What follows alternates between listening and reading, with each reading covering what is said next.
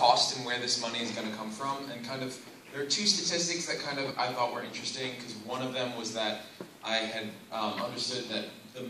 the large majority of violent crimes that were happening on campus were being perpetrated by people who are not students, people from the broader urban community who are coming onto campus. So in terms of dealing with those crimes that are reported and are being recorded and addressed by law enforcement, if the majority of those crimes aren't coming from the student body or the campus itself, should students really be the people who have to pay for that law enforcement to protect ourselves in this urban campus? How much involvement or dialogue has there been with the police bureau in terms of their failures to address those crime rates? Because the other issue that I've thought, and on the subject of prevention, is that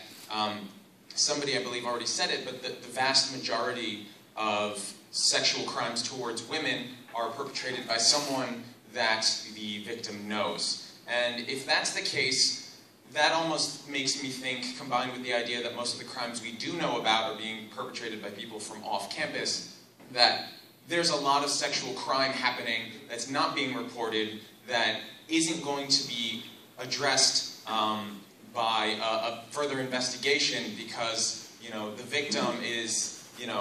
not comfortable admitting the fact that they were raped by their boyfriend or their roommate or the guy across the hall. And that, to me, is where the need for preventative measures seems like a much higher priority. That's why I think it would make more sense if we wanted to spend $2 million on rape prevention and